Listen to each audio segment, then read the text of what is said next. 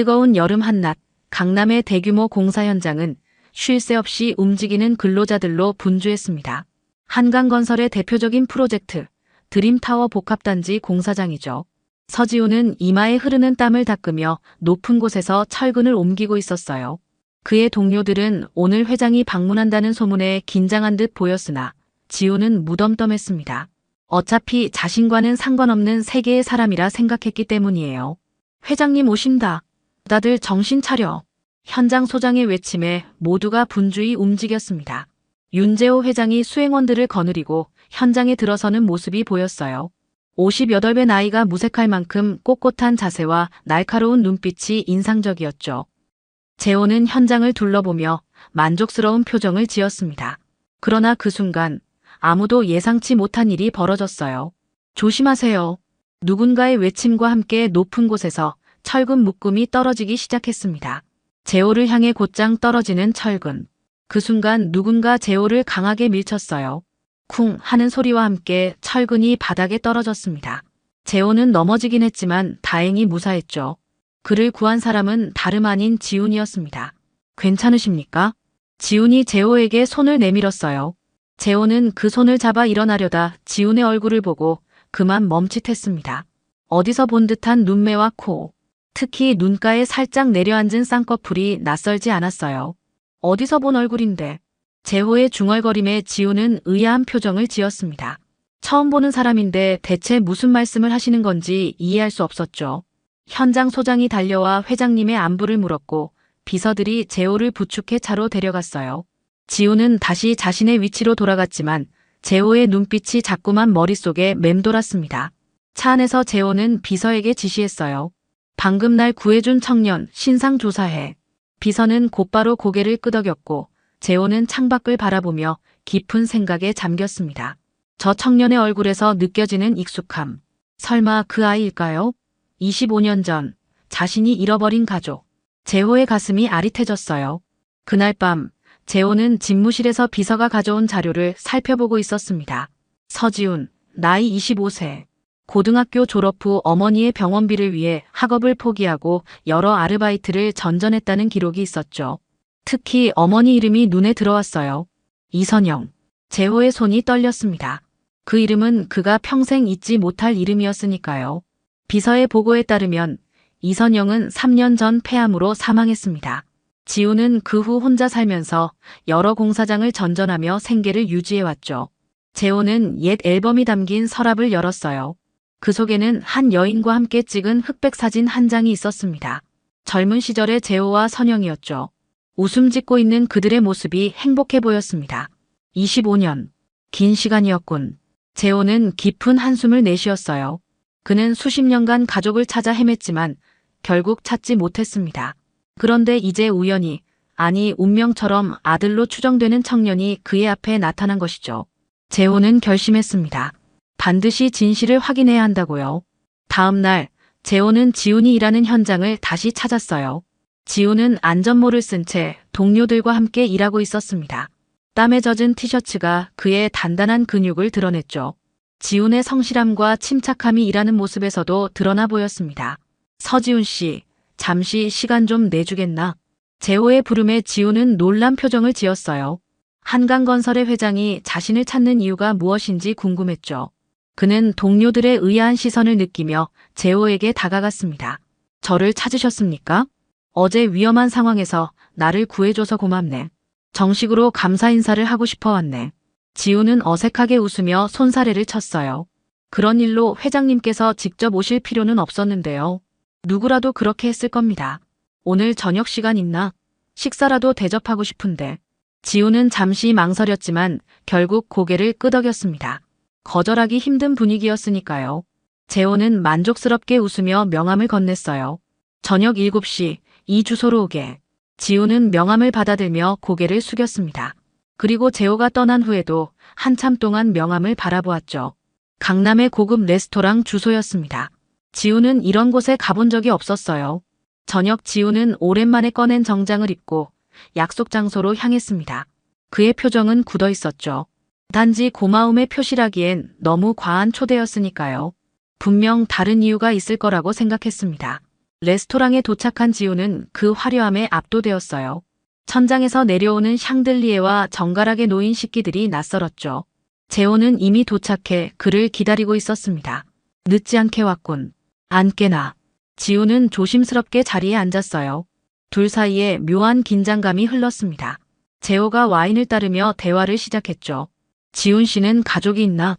갑작스러운 질문에 지우는 잠시 당황했어요. 그러나 이내 침착하게 대답했습니다. 어머니가 계셨지만 3년 전에 돌아가셨습니다. 지금은 혼자예요. 재호의 눈빛이 흔들렸습니다. 그는 와인잔을 들어 한 모금 마셨어요. 어린 시절 기억은 어떤가? 아버지에 대한 기억이 있나? 지훈의 표정이 굳어졌습니다. 분명 단순한 감사 인사가 아니었어요. 이 질문들에는 다른 목적이 있었죠. 왜 이런 질문을 하시는 건지 모르겠네요. 재호는 잠시 망설이는 듯 했지만 곧 부드러운 미소를 지으며 말을 이었어요. 실례했군. 단지 궁금했을 뿐이네. 지훈 씨가 어떤 삶을 살아왔는지 알고 싶었다네. 지훈은 경계심을 늦추지 않은 채 대답했습니다. 특별할 건 없어요. 어머니와 둘이 살았고 아버지는 기억에 없습니다. 순간 재호의 눈빛이 흔들렸죠. 그는 조심스럽게 다시 질문했어요. 어릴 적 추억 중에 가장 선명한 게 있나? 지우는 잠시 생각에 잠겼습니다. 그리고 문득 떠오르는 기억 하나가 있었죠. 사실 하나 있긴 해요. 아주 어릴 때 기억인데 누군가가 만들어준 특별한 텐트 안에서 별자리를 보며 잠들곤 했어요. 접이식이었는데 천장에 별 모양 구멍이 뚫려 있어서 침대 위에 세우면 방 안에 별자리가 만들어졌죠. 재호의 손이 떨리기 시작했습니다. 그것은 분명 자신이 만들었던 별자리 텐트였어요. 재호만의 특별한 솜씨로 만든 텐트로 아들을 위해 직접 디자인하고 제작했던 것이었죠. 그 텐트, 특별했겠군. 지우는 무의식적으로 미소를 지었습니다. 네, 정말 특별했어요. 어머니는 그것이 아버지가 만든 것이라고 말씀하셨죠. 하지만 저는 그 아버지의 얼굴을 기억하지 못해요. 재호는 더 이상 감정을 억누를 수 없었어요. 그는 깊은 숨을 내쉬며 조심스럽게 입을 열었습니다. 지훈아, 혹시 너 기억나니? 내 아버지 말이야. 나야. 순간 식당 안의 모든 소리가 멈춘 듯 했어요. 지훈의 얼굴에서 핏기가 가셨고 재호는 긴장된 표정으로 그의 반응을 기다렸죠. 지훈의 손이 테이블 위에서 꽉 쥐어졌습니다. 무슨 말씀이신지. 25년 전 내가 미국으로 건너간 사이에 내 어머니와 너는 사라졌어. 수년간 찾았지만 끝내 찾지 못했지. 그리고 어제 내가 나타난 거야. 지훈의 눈에 분노가 번졌어요. 그는 천천히 자리에서 일어났습니다. 웃기지 마세요. 우리를 버린 사람이 무슨 아버지입니까? 재호는 당황한 표정으로 손을 내밀었지만 지훈은 그 손을 뿌리쳤어요. 어머니는 당신 같은 사람 때문에 평생 고생하셨어요. 갑자기 나타나서 아버지라니. 말도 안 됩니다. 지훈은 더 이상 말을 잇지 못하고 레스토랑을 뛰쳐나갔습니다. 재호는 그대로 앉아 긴 한숨을 내쉬었어요. 예상했던 반응이었지만 직접 마주하니 가슴이 아팠죠. 그날 밤 지훈은 좁은 원룸에 누워 천장을 바라보았습니다. 윤재호의 말이 계속 귓가에 맴돌았어요. 어머니는 아버지에 대해 많은 말을 하지 않았지만 늘 좋은 사람이었다고만 말했죠. 그런데 왜 그들은 헤어졌을까요? 왜 어머니는 혼자서 그를 키웠을까요? 지훈의 마음속에 혼란스러운 감정들이 뒤엉켰습니다. 다음 날부터 지훈의 집 앞에는 매일 아침 식료품과 생필품이 놓여 있었어요. 지훈은 그것들을 모두 쓰레기통에 버렸죠. 그는 윤재호의 어떤 도움도 원치 않았습니다. 하지만 마음속 깊은 곳에서는 알고 싶었어요. 진실을, 그리고 자신의 뿌리를요. 일주일이 지났습니다. 지훈은 여전히 현장에서 일했지만 마음은 복잡했어요. 동료들은 그의 달라진 모습을 눈치챘죠. 평소 말이 없던 지훈이 더욱 침묵했고 휴식 시간에도 홀로 생각에 잠겨 있었습니다. 그날 저녁 퇴근길에 낯선 남자가 지훈을 기다리고 있었어요. 윤재호의 비서였죠. 서지훈 씨, 잠시 시간 좀 내주시겠습니까? 지훈은 무표정한 얼굴로 고개를 끄덕였습니다. 비서는 조심스럽게 봉투 하나를 건넸어요. 회장님께서 전해달라고 하셨습니다. 꼭 봐주셨으면 한다고요. 지훈은 마지못해 봉투를 받아들었습니다. 그리고 비서가 떠난 후 집으로 돌아와 봉투를 열었어요. 그 안에는 낡은 일기장 한 권이 들어있었죠. 표지에는 어머니의 필체로 이선영의 기록이라고 적혀 있었습니다. 지훈의 손이 떨렸어요. 이것은 어머니의 유품, 어머니가 남긴 마지막 메시지일지도 모르는 것이었습니다. 그는 천천히 일기장을 펼쳤죠. 첫 페이지에는 26년 전 날짜가 적혀 있었어요. 오늘 우연히 만난 그 사람, 윤재호. 건설 현장 견습생이라고 했다. 그의 진지한 눈빛이 계속 생각난다. 지훈은 밤새도록 어머니의 일기를 읽었습니다. 그 속에는 윤재호와의 첫 만남, 서로 사랑하게 된 과정, 그리고 비밀 결혼식까지의 이야기가 섬세하게 담겨 있었어요. 선영의 집안은 가난했습니다. 윤재호의 집안은 그들의 결혼을 극렬히 반대했죠. 재호와 선영은 둘이 몰래 도주하여 같이 살다가 지훈을 낳았습니다. 그러나 집안 식구들에게 발각되어 결국 재호는 강제로 미국으로 보내졌다는 사실도 알게 되었죠. 재호는 나를 찾으러 한국에 왔다. 하지만 재호의 가족은 우리가 만나지 못하도록 모든 것을 했다. 재호는 그 후 아들을 보지 못했다. 지훈의 눈에서 눈물이 흘렀습니다. 어머니는 한국에서 혼자 그를 키웠던 거였어요. 선영의 마지막 일기에는 이런 내용이 적혀 있었습니다. 지훈아, 만약 내가 이 일기를 읽게 된다면 아버지를 찾지 말아줘. 나는 너와 조용히 살고 싶어. 그는 좋은 사람이었어. 우리의 이별은 그의 잘못이 아니었다. 지훈은 일기장을 끌어안고 오열했어요. 25년 동안 쌓인 오해와 상처가 한꺼번에 밀려왔죠. 그는 평생 아버지가 자신들을 버렸다고 생각했지만 진실은 달랐습니다. 그들은 서로를 원했지만 상황이 허락하지 않았을 뿐이었어요. 다음 날 아침, 지훈은 윤재호의 회사로 향했습니다. 비서는 그를 보자마자 회장실로 안내했어요. 재호는 창가에 서서 바깥을 바라보고 있었죠. 지훈이 들어오자 천천히 돌아섰습니다. 두 사람은 한동안 말없이 서로를 바라보았어요. 공기 중에 팽팽한 긴장감이 감돌았죠. 마침내 지훈이 입을 열었습니다. 어머니의 일기. 읽었습니다. 재호의 눈에 희미한 기대감이 번졌어요. 지훈은 깊은 숨을 내쉬었습니다. 당장은 아니지만 조금씩 알아가고 싶습니다. 재호의 굳은 표정이 풀어지며 미소가 번졌어요. 그는 말없이 고개를 끄덕였죠. 그것으로 충분했습니다. 두 사람에게 주어진 시간은 많았으니까요. 그로부터 며칠 후 지훈은 재호의 초대로 그의 집을 방문했습니다. 강남의 고급 주택가에 위치한 대저택이었죠. 문을 열고 들어선 지훈은 그 웅장함에 잠시 압도되었어요. 하지만 호화로운 인테리어보다 그의 시선을 사로잡은 것은 벽에 걸린 가족 사진들이었습니다. 젊은 시절에 윤재호와 어머니가 함께 찍은 사진이 여러 장 있었죠. 내 어머니와 함께 찍은 사진들이야. 간직하고 있었네. 재호가 부드러운 목소리로 말했어요. 지훈은 천천히 사진들을 살펴보았습니다. 활짝 웃고 있는 어머니의 모습이 낯설었죠. 그가 기억하는 어머니는 항상 피곤해 보였고 웃음 뒤에는 슬픔이 묻어 있었으니까요. 어머니가 정말 행복해 보이네요. 지훈의 목소리가 살짝 떨렸습니다. 재호는 고개를 끄덕이며 옛 앨범을 꺼냈어요. 함께 앨범을 볼까? 내가 태어나기 전 우리의 이야기가 여기 있어.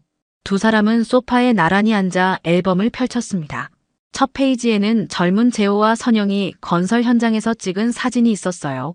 그 시절 재호는 아직 대기업 회장이 아닌 현장에서 일하는 평범한 직원이었죠. 처음 만났을 때 내 어머니는 대학에서 건축을 공부하는 학생이었어. 현장 견학을 왔다가 우연히 만났지. 재호의 눈에 그리움이 깃들었습니다. 그는 천천히 페이지를 넘겼어요. 데이트하는 모습, 함께 설계도를 들여다보는 모습, 작은 교회에서 올린 결혼식 사진까지 모든 순간이 행복으로 가득했죠. 아버지는 왜 갑자기 미국으로 간 겁니까? 지훈이 조심스럽게 물었어요. 재호의 표정이 어두워졌습니다. 우리 집안 쪽에서 어머니와의 결혼을 반대했어. 그때 난 회사를 물려받게 될 후계자였고 내 어머니 집안은 기초생활수급자였거든. 재호는 깊은 한숨을 내쉬었습니다. 그리고 계속해서 이야기했어요. 우리는 몰래 결혼하고 숨어서 살고 있었는데 집안에 발각이 됐지. 난 강제로 미국 유학을 가게 됐어. 난 미국에서도 필사적으로 어머니를 수소문했지만 연락을 할 수가 없었어. 몇 년 후 한국에 돌아왔는데 우편으로 어머니의 일기장이 도착해 있었지. 지훈은 일기장에서 읽은 내용들이 떠올랐습니다. 어머니도 같은 마음이었던 거죠. 서로를 찾았지만 만날 수 없었던 두 사람. 그 사이에서 자신이 태어났다는 사실이 새삼 가슴 아팠어요. 이 사진을 보렴. 재호가 한 장의 사진을 가리켰습니다. 그 사진 속에는 재호가 만든 별자리 텐트가 있었어요. 작은 텐트 천장에는 정교하게 뚫린 구멍들이 별자리 모양을 이루고 있었죠. 내가 내 어머니와 함께 살 집을 위해 디자인한 거였어. 천장에 별자리를 만들어 매일 밤 별을 보며 잠들 수 있도록. 지훈의 기억 속에 흐릿하게 남아있던 장면이 선명해졌습니다. 어린 시절, 그 텐트 속에서 잠들던 순간들. 그리고 간혹 어머니가 자신을 안고 울던 밤들이요. 문득 재호가 일어나 책장 깊숙한 곳에서 무언가를 꺼냈습니다.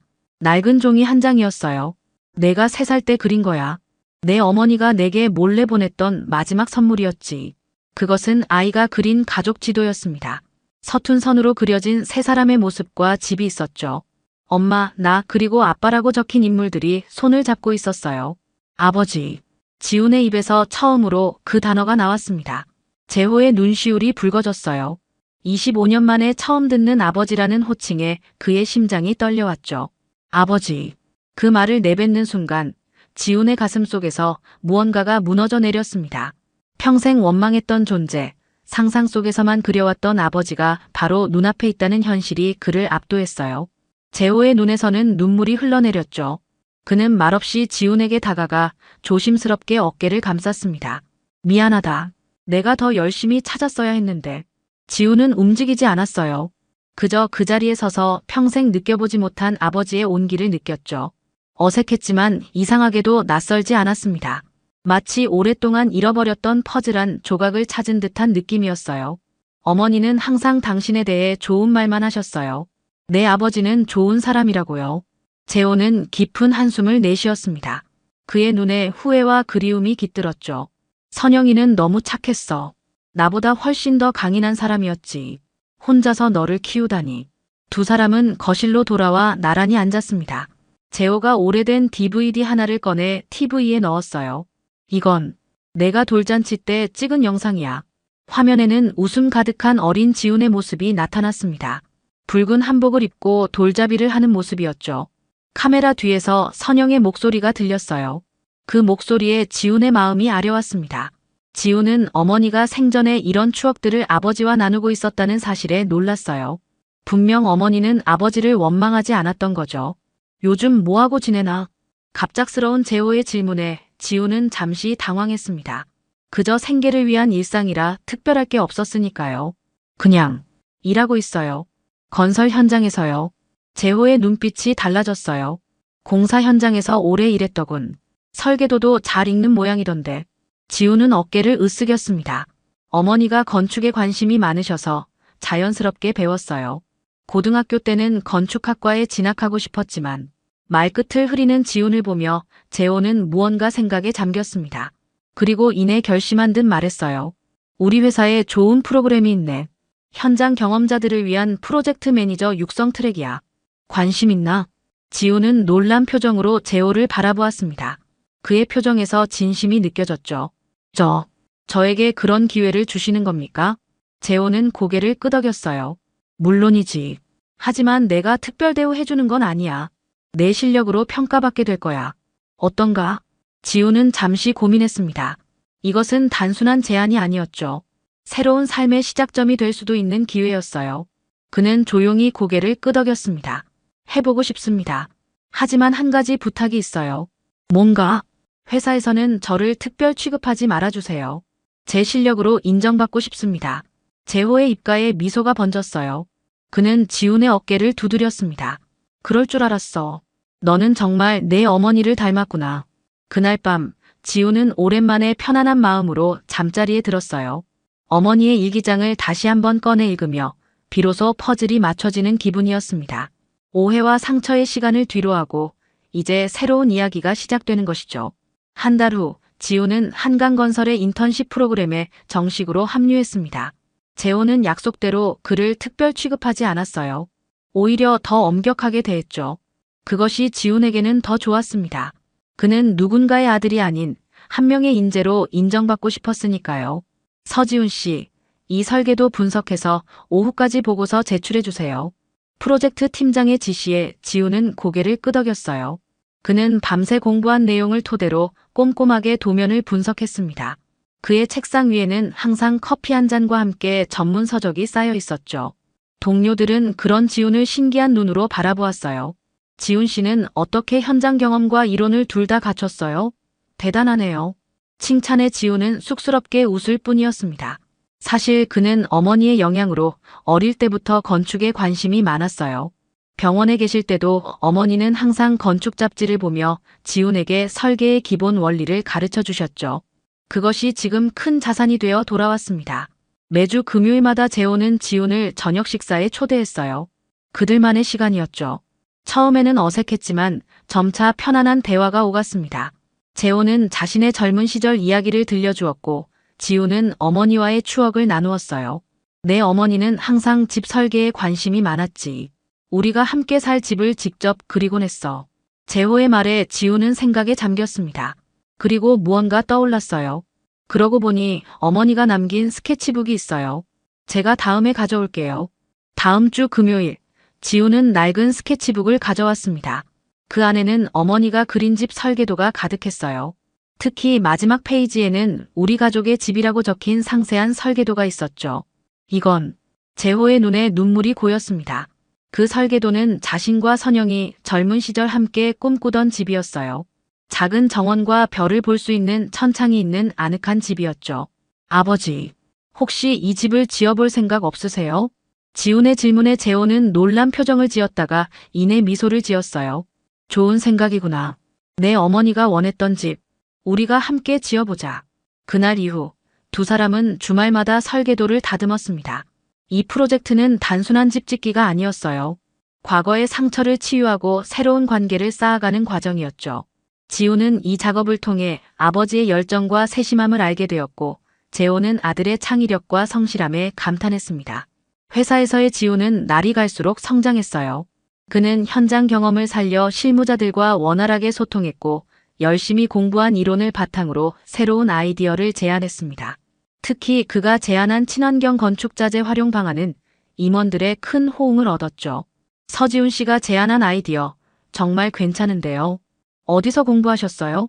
동료의 질문에 지훈은 부드럽게 미소 지었습니다. 제가 좋아하는 분야라 따로 공부했죠. 그의 능력이 인정받기 시작하면서 점차 중요한 프로젝트에 참여할 기회가 늘어났어요. 재호는 멀리서 그런 지훈을 지켜보며 뿌듯함을 느꼈죠. 그는 의도적으로 간섭하지 않았습니다. 지훈이 스스로의 길을 개척하고 있었으니까요. 3개월이 지나던 날, 재호는 지훈을 사무실로 불렀어요. 곧 시작될 강남 재개발 프로젝트 알지? 내가 부팀장으로 참여하면 어떨까 싶은데. 지훈은 놀란 눈으로 재호를 바라보았습니다. 그것은 회사에서 가장 중요한 프로젝트 중 하나였죠. 정말요? 하지만 제가 아직 경험이 충분히 준비됐어. 내 능력을 보여줄 시간이야. 지훈은 잠시 고민했지만 곧 고개를 끄덕였어요. 이것은 도전이자 기회였죠. 그리고 무엇보다 아버지가 자신을 믿고 있다는 사실이 큰 힘이 되었습니다. 강남 재개발 프로젝트는 한강건설의 기술력과 혁신을 보여줄 수 있는 중요한 사업이었습니다. 지훈은 밤낮 없이 프로젝트 준비에 몰두했어요. 기존의 설계안을 검토하고 더 효율적이고 친환경적인 방안을 연구했죠. 특히 그가 제안한 태양광 패널을 활용한 에너지 자급자족 시스템은 많은 주목을 받았습니다. 서지훈 과장의 아이디어는 신선하면서도 실현 가능성이 높습니다. 우리 회사의 미래 방향성과도 일치하고요. 기술팀장의 평가에 회의실 내 임원들이 고개를 끄덕였어요. 지훈은 담담한 표정이었지만 내심 뿌듯했습니다. 그의 노력이 인정받는 순간이었으니까요. 회의가 끝난 후 동료들이 그를 둘러쌌죠. 지훈 씨, 정말 대단해요. 어떻게 그런 아이디어를 생각해냈어요? 지훈은 미소를 지었습니다. 사실 어머니의 영향이 컸어요. 환경을 생각하는 건축을 항상 꿈꾸셨거든요. 동료들의 축하를 받으며 지훈은 문득 재호를 돌아보았어요. 재호는 멀리서 그런 아들을 바라보며 자랑스러운 미소를 짓고 있었죠. 그들의 시선이 마주치자 재호는 소리 없이 엄지를 들어 보였습니다. 그 작은 제스처에 지훈의 가슴이 따뜻해졌어요. 프로젝트 시작 후 석 달 현장에서의 첫 기공식이 열렸습니다. 지훈은 재호와 함께 자리에 앉아 행사를 지켜보았어요. 그동안 두 사람의 관계는 많이 가까워졌죠. 이제 그들은 주말마다 함께 낚시를 가기도 하고 가끔은 야구 경기를 보러 가기도 했습니다. 어떤가, 지훈아? 내 첫 대형 프로젝트의 시작이 실감나니? 재호의 질문에 지훈은 고개를 끄덕였어요. 아직 믿기지 않아요. 제가 여기까지 올 줄은 몰랐습니다. 난 알고 있었어. 내가 얼마나 뛰어난지. 재호의 말에 지우는 잠시 생각에 잠겼습니다. 그리고 오랫동안 궁금했던 질문을 던졌어요. 아버지, 왜 그때 저를 알아보셨어요? 그 공사장에서요. 재호는 깊은 숨을 내쉬었습니다. 내 눈이었어. 내 어머니의 눈과 똑같았거든. 그리고 직감이었을까? 아버지의 본능이랄까? 지우는 그 말을 곱씹어 보았어요. 운명이란 이런 것일까요? 25년의 시간을 뛰어넘어 그들을 다시 만나게 한 힘은 무엇이었을까요? 기공식이 끝난 후 두 사람은 한강변을 걸었습니다. 따스한 봄바람이 불어오는 저녁이었죠. 강물은 황금빛 노을을 비추며 흘러갔어요. 지훈아, 새집 공사는 어떻게 되어가고 있지? 재호의 질문에 지훈은 밝게 웃었습니다. 기초 공사가 끝났어요. 다음 주부터 본격적으로 골조 작업이 시작됩니다. 그들은 어머니의 설계도를 바탕으로 한 집을 실제로 짓고 있었어요. 강원도의 조용한 산자락에 위치한 그 집은 주말마다 쉬어갈 수 있는 두 사람만의 공간이 될 예정이었죠. 한강의 물결을 바라보며 지훈이 문득 말했습니다. 이제 진짜 가족이 된 것 같아요. 재호의 눈시울이 붉어졌어요. 그는 천천히 고개를 끄덕였죠. 그래, 마침내. 노을이 강 위로 물들어가는 그 순간 지훈이 재호에게 물었어요. 아버지, 그 별자리 텐트 아직 만들 줄 아세요? 재호의 얼굴에 밝은 미소가 번졌습니다. 물론이지. 이번엔 더 멋진 걸 만들어줄게. 두 사람은 어깨를 나란히 하고 강변을 걸었어요.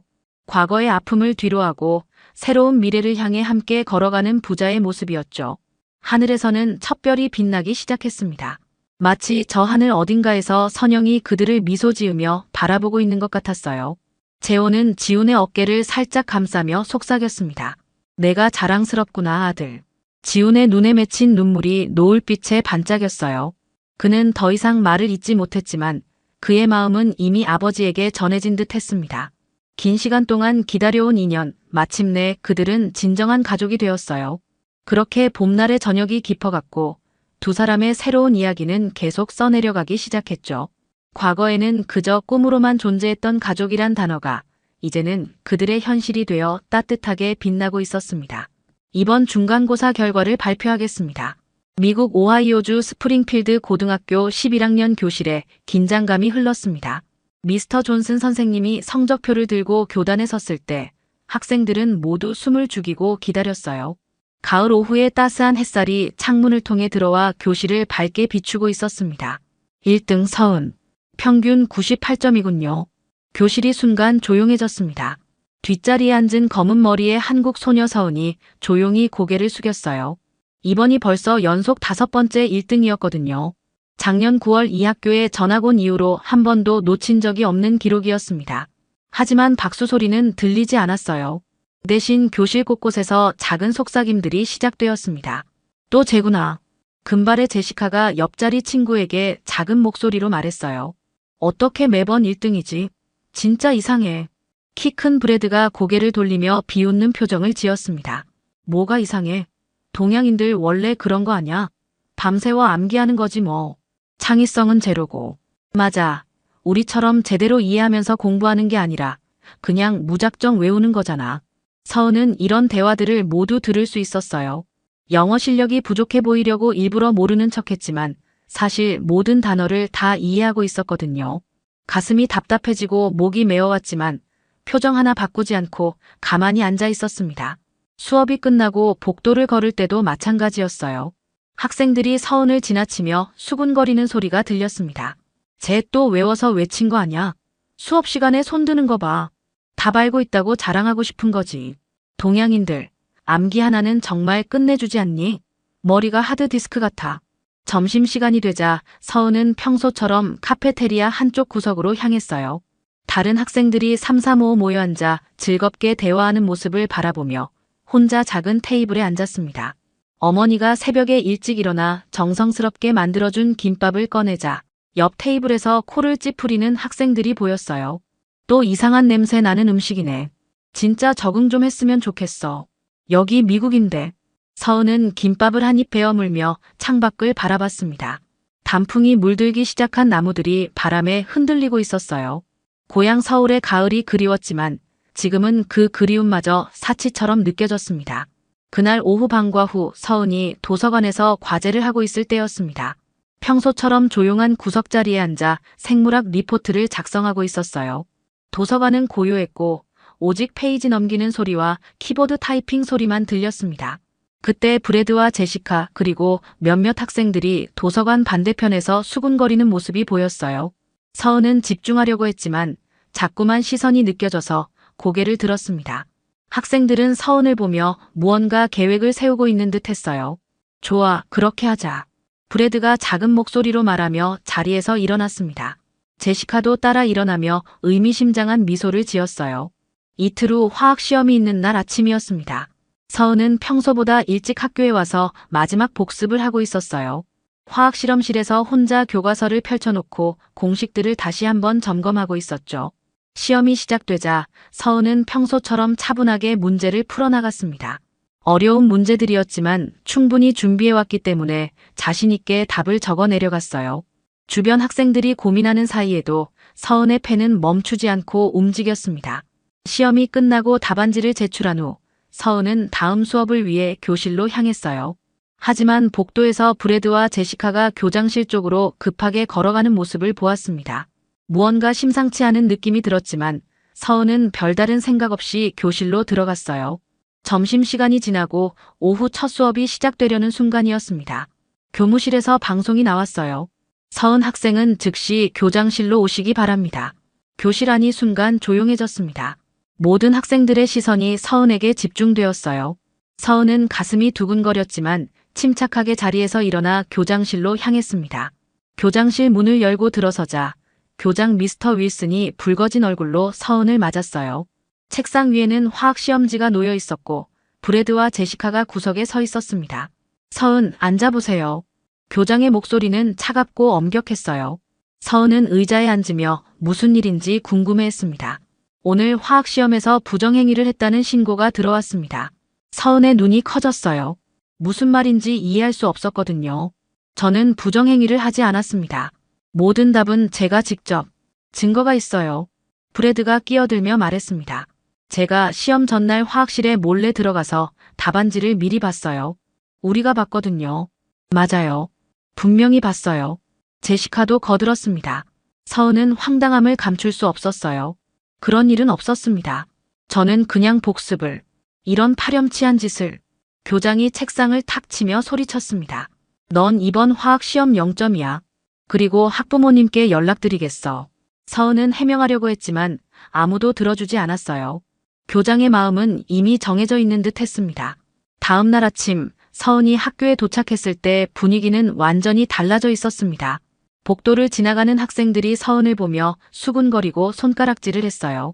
어젯밤 소문이 삽시간에 퍼진 듯 했습니다. 저기 간다. 시험지 훔치네. 정말 실망이야. 겉으로는 얌전해 보이더니. 복도 곳곳에서 들려오는 수군거림에 서은의 가슴이 무거워졌어요. 사물함 앞에 섰을 때도 옆에 있던 학생들이 슬그머니 자리를 피했습니다. 마치 전염병 환자를 대하는 것 같았어요. 첫 번째 수업인 영어 시간에 들어갔을 때 평소 서은이 앉던 자리 주변이 텅 비어 있었습니다. 학생들이 일부러 다른 자리로 옮겨간 거였죠. 미세스 브라운 선생님도 서은을 바라보는 시선이 예전과 달랐어요. 실망과 의심이 섞인 표정이었습니다. 오늘은 셰익스피어의 햄릿에 대해 토론해 보겠습니다. 수업이 시작되었지만 서은은 평소처럼 손을 들지 못했어요. 답을 알고 있었지만 모든 시선이 차갑게 느껴져서 입을 열 수가 없었습니다. 선생님이 서은을 보며 질문을 던졌을 때도 작은 목소리로 대답할 뿐이었어요. 평소 같으면 손부터 번쩍 드는데 이제 양심이 좀 생겼나? 뒷자리에서 누군가가 작게 중얼거렸습니다. 서은의 얼굴이 빨갛게 달아올랐어요. 점심시간이 가장 힘들었습니다. 카페테리아에 들어서자 학생들의 시선이 일제히 서은에게 쏠렸어요. 평소 앉던 구석 테이블로 향하는 동안 온갖 시선과 속삭임을 견뎌야 했습니다. 시험지 훔치다 걸린 천재 소년에. 진짜 창피하다. 어떻게 저런 짓을 할 수 있지? 동양인들 다 그런 건 아닌데 쟤는 좀 특별한가 봐. 서은이 도시락을 꺼내 혼자 앉아 있을 때 평소같이 앉던 학생들조차 멀리 떨어진 테이블을 선택했어요. 급식을 받으러 가는 줄에서도 학생들이 서은을 피해 거리를 두고 섰습니다. 마치 보이지 않는 벽이 서은 주위에 처진 것 같았어요. 오후 체육 시간에는 더욱 노골적인 따돌림이 시작되었습니다. 팀을 나누는 시간에 아무도 서은을 선택하지 않았어요. 결국 체육 선생님이 억지로 한 팀에 넣어줘야 했죠. 농구 경기 중에도 아무도 서은에게 공을 패스하지 않았습니다. 여기요. 여기 있어요. 서은이 아무리 손을 흔들고 소리쳐도 팀원들은 외면했어요. 마치 서은이 투명인간이 된 것처럼 행동했습니다. 하루 종일 이런 일들이 계속되자 서은은 점점 지쳐갔어요. 화장실에 가서 거울을 보니 평소보다 얼굴이 많이 상해 보였습니다. 눈가에는 눈물이 고여 있었고 입술은 바짝 말라 있었어요. 방과 후에 교장실에 불려갔을 때 미스터 윌슨 교장은 더욱 차가운 표정으로 서은을 맞았습니다. 서은, 오늘 하루 어땠나요? 서은은 대답할 수 없었어요. 앞으로는 조용히 지내도록 하세요. 더 이상 문제 일으키지 말고요. 이미 학교 분위기가 안 좋아졌어요. 교장의 말에 서은의 마음은 더욱 무너져 내렸습니다. 자신이 아무 잘못도 하지 않았는데 마치 모든 것이 자신의 잘못인 것처럼 취급받고 있었어요. 학교를 나서며 서은은 깊은 한숨을 내쉬었습니다. 월요일 아침 서은이 평소보다 일찍 학교에 도착했을 때 게시판 앞에 학생들이 몰려 있었습니다.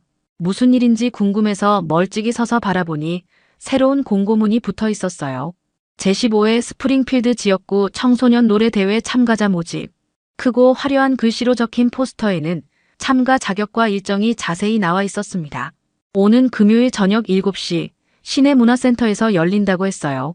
우승자에게는 $1,000의 상금과 함께 지역신문에 인터뷰 기사가 실린다고 나와 있었습니다. 학생들은 저마다 관심 있어 하며 이야기를 나누고 있었어요. 누가 나갈까? 작년에 우리 학교에서는 아무도 상 못 받았잖아. 이번엔 좀 다를 것 같은데. 서은은 잠깐 멈춰서 포스터를 바라봤습니다. 어릴 때부터 노래 부르는 것을 좋아했고 한국에서는 학교 합창단에서 활동하기도 했었거든요. 하지만 지금 상황에서는 감히 생각도 할 수 없는 일이었어요. 점심시간이 되자 브래드와 제시카 그리고 몇몇 학생들이 카페테리아 한쪽에서 머리를 맞대고 무언가 의논하고 있었습니다. 서은은 멀리서 그 모습을 보며 불안한 마음이 들었어요. 야, 정말 재미있을 것 같지 않니? 브래드가 장난기 가득한 표정으로 말했습니다. 제 목소리 듣고 싶지 않아. 얼마나 우스꽝스러울지 상상해봐. 제시카가 킬킬거리며 맞장구 쳤어요. 맞아. 부끄럽게 무대에 서게 하자. 시험지 도둑이 노래까지 못하면 완전 웃긴데. 그럼 우리가 대신 신청서 넣어주면 되잖아. 어차피 온라인으로 접수받던데. 몇 명이 더 가세하며 계획을 구체화했습니다. 제 이름이랑 학교 정보는 알고 있으니까 쉽겠네. 노래 제목은 뭘로 하지? 아무거나 써도 되겠지? 수요일 방과 후 컴퓨터실에서 브래드가 노래대회 홈페이지에 접속했습니다. 신청서 양식에 서은의 이름과 정보를 적어 넣었어요. 참가곡은 대충 팝송 제목을 하나 골라서 적었습니다. 완료. 신청서가 접수되자 학생들은 서로 눈짓을 주고받으며 만족스러워했어요. 목요일 오후 서은의 휴대폰에 문자 메시지가 도착했습니다. 스프링필드 청소년 노래대회 참가 확정 안내. 참가번호 24번 서은님. 내일 오후 6시까지 문화센터로 와주시기 바랍니다. 서은은 휴대폰을 보며 당황했어요. 자신이 언제 노래대회에 신청했는지 전혀 기억이 나지 않았거든요. 혹시 실수로 신청된 건지 아니면 누군가의 장난인지 알 수 없었습니다. 급히 대회 사무국에 전화를 걸어 확인해봤지만 분명히 본인 이름으로 신청서가 접수되어 있다고 했어요. 죄송하지만 저는 신청한 적이 없는데요. 하지만 모든 정보가 정확히 기재되어 있습니다. 혹시 가족분이 대신 해주신 건 아닌가요? 서은은 고개를 저었어요. 부모님께서 그런 일을 할 리 없었거든요. 그날 저녁 집에서 부모님께 말씀드렸을 때도 마찬가지였습니다. 우리는 그런 신청 안 했는데 혹시 내가 깜빡하고 신청한 거 아니야? 아니에요. 저는 정말. 서은은 혼란스러웠어요. 분명 자신이 신청하지 않았는데 어떻게 이런 일이 생긴 건지 도무지 알 수 없었습니다. 금요일 아침 학교에서 브래드와 제시카가 서은을 보며 의미심장한 미소를 짓는 것을 보고서야 서은은 무슨 일인지 어렴풋이 깨달았어요. 하지만 이미 늦었습니다. 대회는 오늘 저녁이었거든요. 금요일 오후 5시 서은은 집에서 고민에 빠져 있었습니다. 노래대회에 참가할지 말지 결정을 내려야 했거든요. 분명 누군가의 장난이었지만 이미 신청서는 접수된 상태였어요. 어떻게 하지? 서은은 방 안을 왔다 갔다 하며 생각에 잠겼습니다. 참가하지 않으면 또 다른 구설수에 오를 것 같았고 참가하면 학생들 앞에서 망신을 당할 게 뻔했어요. 하지만 결국 서은은 용기를 내어 문화센터로 향했습니다. 오후 6시 스프링필드 문화센터는 이미 많은 사람들로 붐비고 있었어요. 로비에는 참가자들과 가족들, 그리고 관객들이 가득했습니다. 서은은 접수대에서 참가 확인을 마치고 무대 뒤편으로 향했어요. 대기실에서 다른 참가자들을 보니 모두 자신감에 차 있었습니다. 화려한 의상을 입고 발성 연습을 하는 학생들 사이에서 서은은 소외감을 느꼈어요. 평범한 흰 블라우스와 검은 치마를 입은 모습이 초라해 보였거든요. 참가번호 24번 서은 양, 준비 부탁드립니다. 진행 요원이 서은을 찾아왔을 때 서은은 당황하며 말했어요. 사실 이거 제가 지원한 게 아니에요. 누군가가 장난으로. 죄송하지만 이미 참가자 명단에 올라가 있고요. 곧 무대에 오르셔야 합니다. 참가곡은 어메이징 그레이스로 되어 있네요. 서은의 눈이 커졌어요. 어메이징 그레이스는 자신이 가장 좋아하는 곡 중 하나였거든요. 한국에서 합창단 활동을 할 때 자주 불렀던 곡이었어요. 그런데 반주는 무반주로 신청되어 있습니다. 무대 너머로 들려오는 사회자의 목소리가 점점 가까워졌어요. 다음은 참가번호 24번 스프링필드 고등학교 서은 양입니다. 객석에서는 박수 소리가 들렸지만 한쪽에서는 익숙한 목소리들이 들려왔어요. 저기 있다. 시험지 도둑. 브래드와 제시카 그리고 몇몇 학생들이 앞자리에 앉아서 핸드폰을 들고 있었습니다. 서은이 망신당하는 모습을 찍으려는 게 분명했어요. 망신당하는 거 꼭 찍어야지. 이거 학교 단체 채팅방에 올리면 완전 재미있을 거야. 제시카가 킬킬거리며 말했습니다. 뒤쪽에는 미스터 윌슨 교장도 앉아 있었어요. 팔짱을 끼고 비웃는 듯한 표정으로 무대를 바라보고 있었습니다. 그래, 나가서 창피라도 당해봐야 정신을 차리지. 교장이 작게 중얼거리는 소리가 들렸어요. 서은은 무대 뒤에서 떨고 있었습니다. 심장이 빠르게 뛰었고 손바닥에는 땀이 났어요. 지금 나가면 분명 웃음거리가 될 게 뻔했지만 이미 이름이 호명된 상황에서 도망갈 수도 없었습니다. 서은 양, 무대로 나가주세요. 진행요원의 재촉에 서은은 마침내 무대로 발걸음을 옮겼어요. 무대 위에 서자 강한 조명이 눈을 찔렀습니다. 객석의 수백 개의 시선이 모두 자신에게 집중되어 있었어요. 마이크를 잡은 서은의 손이 떨렸습니다. 객석에서는 웅성거리는 소리가 들렸어요. 제가 그 애구나. 시험지 훔친 애 맞지? 노래는 또 어떻게 하려고. 서은은 잠시 눈을 감고 깊게 숨을 들이마셨습니다. 그리고 어릴 때 어머니가 해주셨던 말씀이 떠올랐어요. 은하, 노래는 마음으로 하는 거야. 진심이 담기면 반드시 사람들에게 전해진다. 서은은 천천히 눈을 뜨고 객석을 바라봤습니다. 이제 더 이상 물러설 곳은 없었어요. 서은은 무대 중앙에 서서 한 번 더 깊게 숨을 들이마셨습니다. 객석의 수군거림이 점점 작아지더니 완전히 조용해졌어요. 강한 스포트라이트가 서은을 비추고 있었고 마이크를 쥔 손은 여전히 떨리고 있었습니다. 브래드와 제시카는 핸드폰을 들고 서은이 망신당할 순간을 기다리고 있었어요. 교장 미스터 윌슨도 비웃는 표정으로 팔짱을 끼고 앉아 있었습니다. 객석 곳곳에서는 여전히 작은 속삭임들이 들렸어요. 저 애가 정말 노래를 할 수 있을까? 부정행위나 하는 애가 무슨 재능이 있겠어. 서은은 이 모든 시선과 편견을 느끼면서도 마음을 차분히 가라앉혔습니다. 어머니의 목소리가 다시 한번 머릿속에 울려 퍼졌어요. 진심이 담기면 반드시 전해진다. 그리고 서은이 입을 열었습니다. 어메이징 그레이스. 첫 음이 터져나오는 순간 객석이 완전히 조용해졌어요. 서은의 목소리는 맑고 순수했지만 동시에 깊은 감정이 담겨 있었습니다. 무반주임에도 불구하고 완벽한 음정과 박자로 노래가 이어졌어요. 브래드가 핸드폰을 든 손을 멈췄습니다. 제시카도 입을 벌린 채 무대를 바라보고 있었어요. 비웃으려던 표정이 점점 놀라움으로 바뀌어가고 있었습니다. 하우 스위트 더 사운드. 서은의 목소리가 문화센터 전체를 가득 메웠어요. 고음으로 올라가는 부분에서도 전혀 흔들림이 없었고 오히려 더욱 아름다운 선율로 관객들의 마음을 사로잡았습니다. 어릴 때부터 쌓아온 실력이 고스란히 드러나고 있었어요. 객석 뒤쪽에 앉아있던 한 중년 여성이 눈물을 닦았습니다. 옆에 앉은 남성도 감동한 표정으로 무대를 바라보고 있었어요.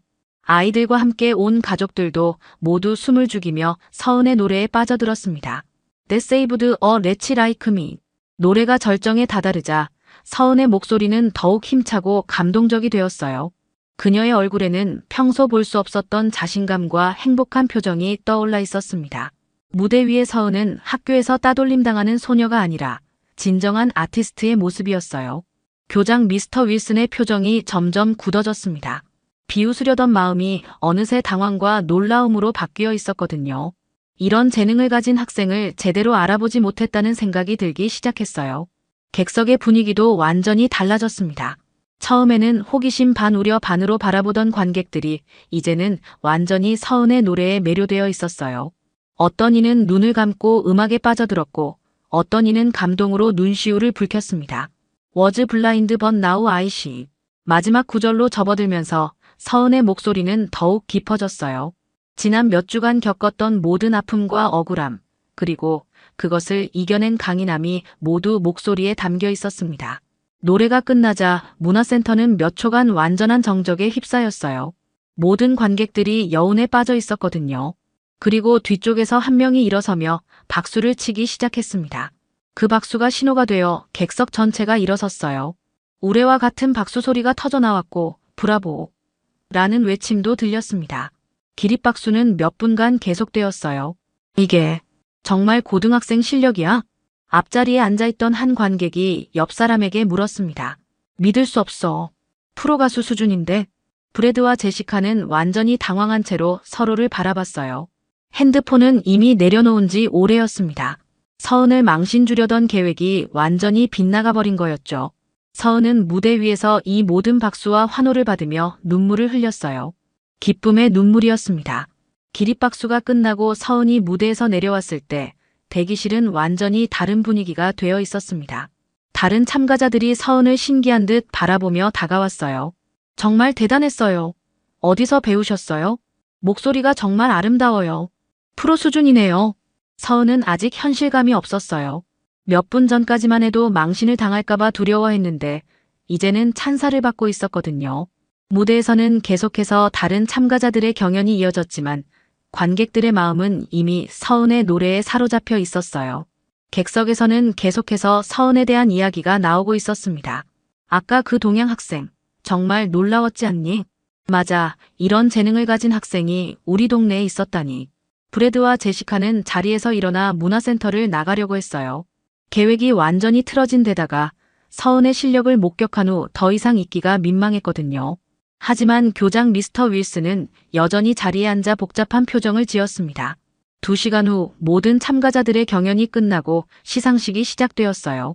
심사위원들은 별도의 공간에서 결과를 논의했지만 사실상 결과는 뻔했습니다. 서은의 무대는 압도적이었거든요. 이제 시상식을 시작하겠습니다. 사회자가 무대에 올라 마이크를 잡았을 때 객석의 모든 시선이 집중되었어요. 서은은 다른 참가자들과 함께 무대 한쪽에 서 있었습니다. 3등은 참가번호 7번 센트럴 고등학교 마이클 존슨. 박수 소리와 함께 수상자가 무대 중앙으로 나왔어요. 2등은 참가번호 12번 노스 고등학교 사라 데이비스. 관객들의 기대감이 점점 높아졌습니다. 이제 1등만 남았거든요. 그리고 제15회 스프링필드 지역구 청소년 노래 대회 대상은 사회자가 잠시 멈춰서 봉투를 열었어요. 서은의 심장이 빠르게 뛰었습니다. 참가번호 24번 스프링필드 고등학교 서은. 객석이 다시 한번 우레와 같은 박수로 터져나왔어요. 서은은 믿을 수 없다는 표정으로 무대 중앙으로 걸어나갔습니다. 트로피와 꽃다발 그리고 $1000 상금이 담긴 봉투가 서은의 손에 쥐어졌어요. 그때 객석에서 기자들이 몰려들기 시작했습니다. 지역 신문사와 방송국 기자들이었어요. 서은 양, 정말 축하드려요. 몇 가지 질문 좀 드려도 될까요? 한 기자가 다가와 마이크를 내밀었습니다. 당신, 정말 고등학생이 맞나요? 실력이 너무 뛰어나서 믿기지 않아요. 서은은 미소를 지으며 대답했어요. 네, 저는 스프링필드 고등학교 11학년에 재학 중입니다. 어디서 이런 실력을 기르셨나요? 전문적으로 배우신 건가요? 저는 작년에 시카고에서 열린 청소년 국제 성악 콩쿠르 보컬 부문에서 1등을 수상했어요. 그전에도 한국에서 여러 대회에 참가했었고요. 기자들의 눈이 더욱 커졌어요. 객석에서도 웅성거리는 소리가 들렸습니다. 청소년 국제 콩쿠르 1등이라고요? 그럼 이미 검증된 실력자시네요. 네, 맞습니다. 음악은 어릴 때부터 계속 해왔어요. 또 다른 기자가 질문을 던졌습니다. 앞으로의 계획은 어떻게 되시나요? 음악을 전공할 생각이세요? 네, 대학에서 성악을 전공하고 싶어요. 언젠가는 오페라 가수가 되는 것이 꿈입니다. 인터뷰가 진행되는 동안 교장 미스터 윌슨은 자리에서 일어나지 못하고 있었어요. 얼굴이 창백해져 있었습니다. 자신이 얼마나 큰 실수를 했는지 깨닫기 시작했거든요. 객석 뒤쪽에서는 학부모들이 감탄하며 이야기를 나누고 있었어요. 저런 재능 있는 학생이 우리 학교에 있었다니. 그런데 왜 지금까지 몰랐을까요? 학교에서 제대로 관리를 안 했나 봐요. 서은의 인터뷰가 끝나고 시상식이 마무리되자 많은 사람들이 서은에게 축하 인사를 건네러 왔어요. 지역음악 관계자들도 명함을 건네며 앞으로 연락하자고 했습니다. 월요일 아침 서은이 학교에 도착했을 때 분위기는 완전히 달라져 있었습니다. 주말 동안 지역 신문과 온라인 뉴스에 서은의 우승 소식이 크게 보도되었거든요. 스프링필드 고등학교에 숨겨진 보석, 국제 콩쿠르 수상자 서은이라는 제목의 기사가 첫 페이지를 장식했어요. 복도를 걸어가는 서은을 보며 학생들의 반응은 지난주와 완전히 달랐습니다. 손가락질 대신 감탄의 눈빛이었고 수군거림 대신 존경의 박수가 들렸어요. 와, 진짜 대단하다. 국제 콩쿠르 1등이었다니. 첫 번째 수업 시간 미세스 브라운 선생님이 교실에 들어오자마자 서은에게 다가왔어요. 서은, 정말 축하해요. 우리 학교의 자랑이에요. 수업 중에도 선생님은 서은의 수상 소식을 학생들에게 자랑스럽게 소개했습니다. 학생들은 진심 어린 박수를 보냈어요. 점심시간이 되자 평소와는 다른 광경이 펼쳐졌습니다. 여러 학생들이 서은에게 다가와 함께 앉고 싶다고 요청했어요. 카페테리아 구석 테이블이 아니라 가운데 큰 테이블에 둘러앉게 되었습니다. 서은, 정말 미안해. 우리가 너무했어. 평소 서은을 따돌렸던 학생 중 하나인 엠버가 진심 어린 표정으로 말했습니다. 맞아. 우리가 편견을 가지고 있었어. 정말 미안해. 다른 학생들도 하나둘씩 사과의 말을 건넸어요. 서은은 이런 변화가 낯설면서도 따뜻했습니다. 오후 2시 교장실에서 방송이 나왔어요. 브래드 밀러, 제시카 윌슨, 톰 데이비스 학생은 즉시 교장실로 오시기 바랍니다. 주말 동안 진행된 조사 결과가 나온 것이었어요. 부정행위 조작 사건의 진실이 모두 밝혀졌거든요. CCTV 분석과 학생들의 증언을 통해 브래드와 제시카 일당이 시험지를 훔쳐 서은에게 누명을 씌웠다는 사실이 확인되었습니다. 교장실에서 미스터 윌슨은 심각한 표정으로 새 학생을 마주했어요. 너희들이 한 짓을 다 알고 있다.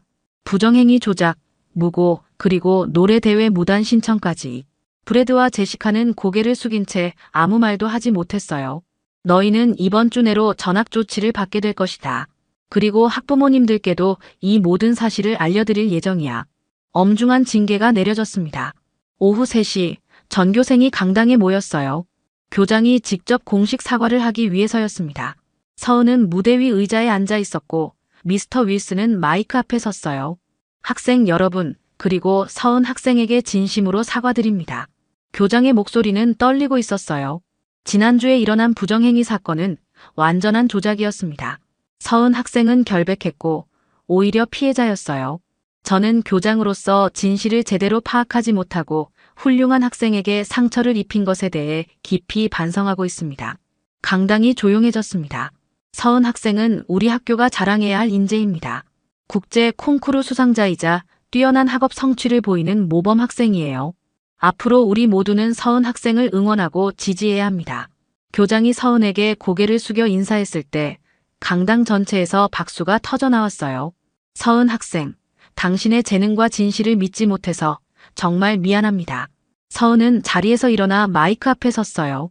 감사합니다. 힘든 시간이었지만 진실은 결국 밝혀지는 것 같아요.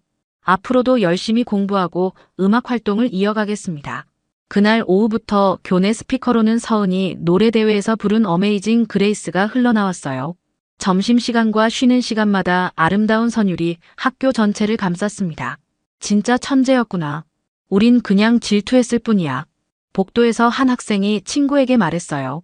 맞아. 우리가 너무 편견을 가지고 있었어. 서은은 마침내 자신의 진정한 모습을 인정받았어요. 더 이상 숨길 필요도 작아질 필요도 없었습니다. 재능과 노력 그리고 진실의 힘이 모든 편견과 오해를 이겨낸 것이었어요.